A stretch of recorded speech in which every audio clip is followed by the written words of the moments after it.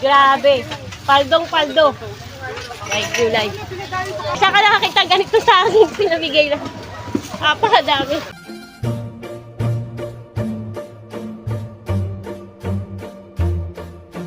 Another day, another watch. What's up mga lodi? Joke lang. So, eto na nga. At samahan nyo.